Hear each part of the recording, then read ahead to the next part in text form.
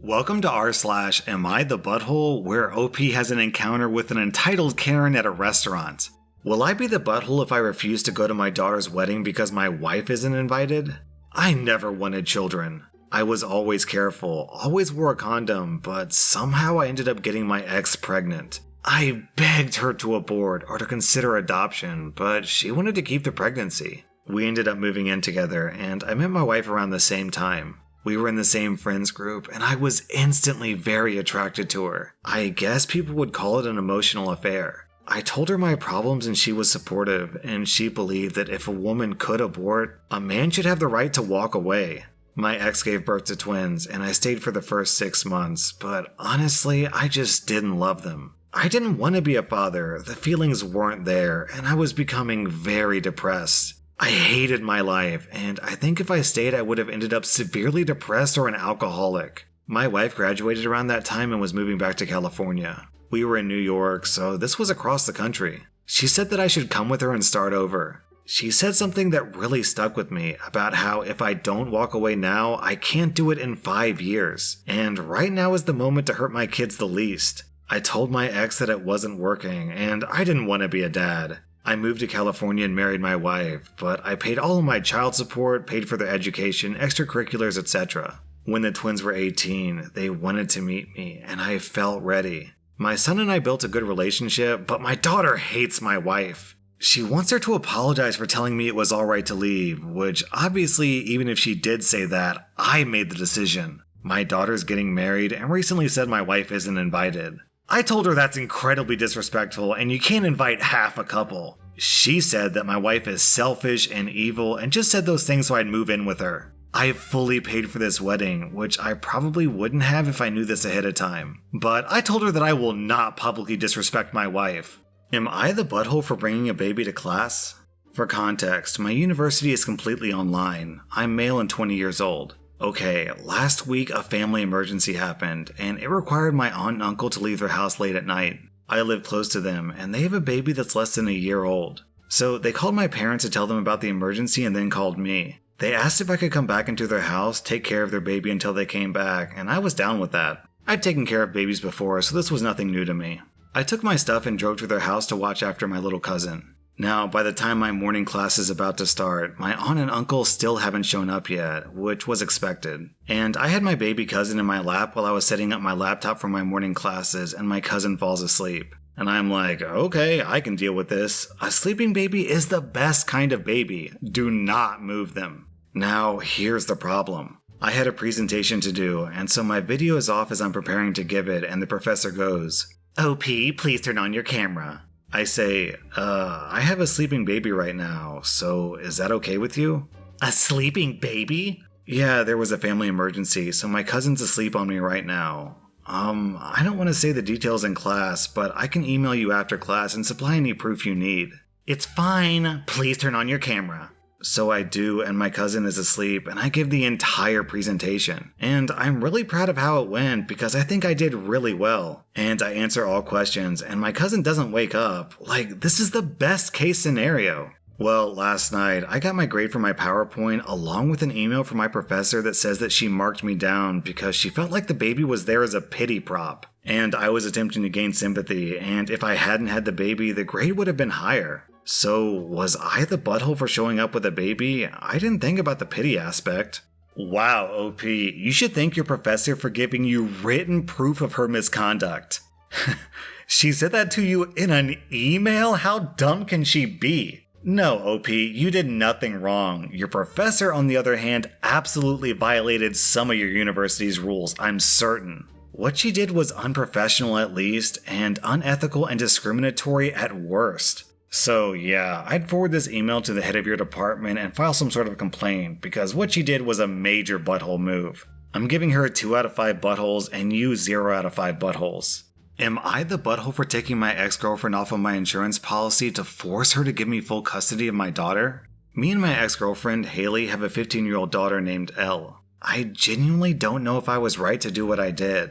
Around 4 years ago, Haley had a very bad accident that ended with her being wheelchair bound. This caused her to develop a lot of resentment towards me. She would get angry if I worked out or played any sports. So I stopped doing anything physical mostly. We tried counseling for a year and things didn't improve. In the end, we broke up. Ever since Elle was born, I took out private insurance for me, Elle, and Haley. This helped out a lot after she had her accident. Post-breakup, I still kept her on my insurance because she couldn't find any work, and I knew if I dropped her from the insurance, she wouldn't be able to afford any treatments. It's been 2 years since then. We have 50-50 custody, so I don't pay child support. In the beginning, I kept a very keen eye to make sure that she didn't resent Elle like she resented me. She didn't, so I relaxed. She's still on my insurance because she's not able to find a job except for welfare. I wanted both Haley and Elle to be well, so I kept the insurance. Half a year ago when Elle came to stay, I noticed that she was very depressed and had gotten very fat compared to before. Nothing overweight, but Elle does ballet and I've never seen her put on that much weight. It turns out that Haley forbade Elle from doing ballet because, according to Haley, she used to do ballet and Elle's just trying to rub it in her face. The same goes for any physical activities like sports or exercising. With a quarantine, it must have been hell to live like that.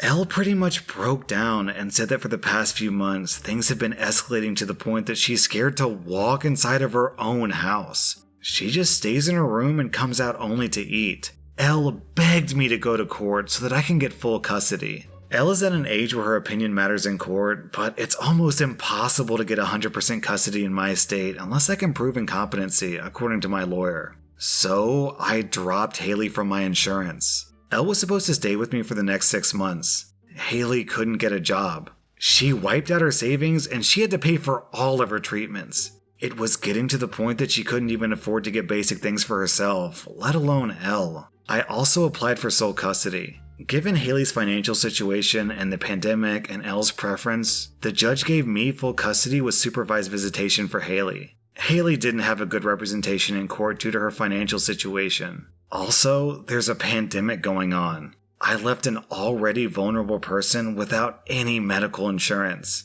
I know I did what I had to do to protect my child, but I did so by taking advantage of the medical expenses of a disabled woman. Elle is happy. Haley obviously thinks that I'm a manipulative bastard. Everyone seems to have mixed opinions. Am I the butthole here?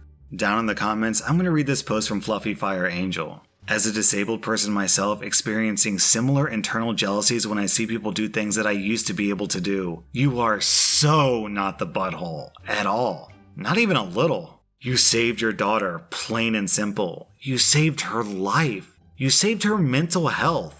And you saved the relationship with the person who should mean the most to you in the world. Good on you. Yeah, I think I agree. I mean, I definitely feel sorry for what happened to your wife, but that doesn't give her an excuse to treat your daughter like trash. Being in a wheelchair doesn't excuse emotional abuse. Am I the butthole for giving my son a bill for half of his expenses? My 17-year-old son asked me for a new gaming system, and I said no because he already has plenty of gaming systems and games and doesn't need more. If he wants one, he can save up and buy one. He then comes to me with a budget on how we can afford the system. It was mostly just that if I buy nothing myself for 2 months, we'll have enough for the system. I told him hell no, that's offensive, and if he wants a system, he has to save up for it. Then he comes back with another budget.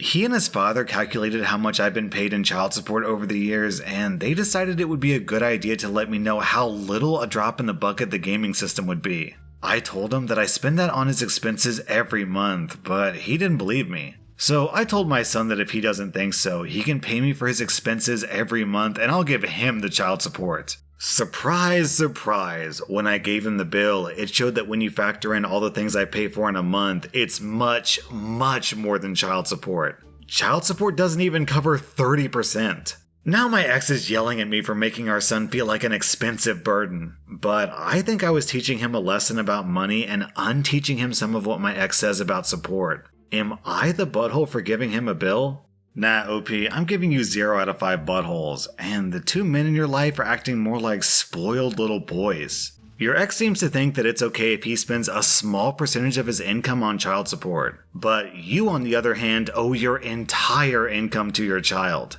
It's a complete double standard, and your ex doesn't have a leg to stand on. Also, your son is 17. If he wants a new gaming console, he can go get a job and buy one. When I was 17, my parents refused to sign up for a faster internet speed, and it pissed me off, so I was like, screw this, I'm just gonna get a job and pay for internet myself.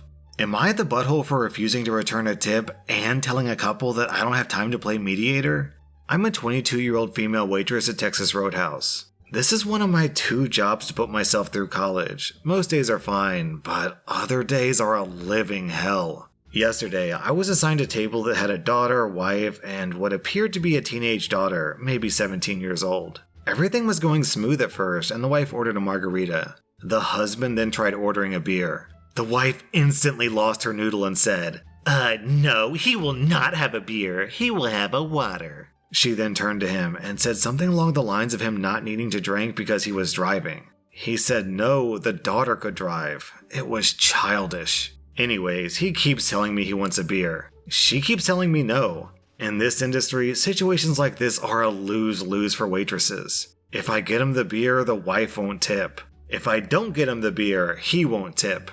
I'm damned if I do, damned if I don't.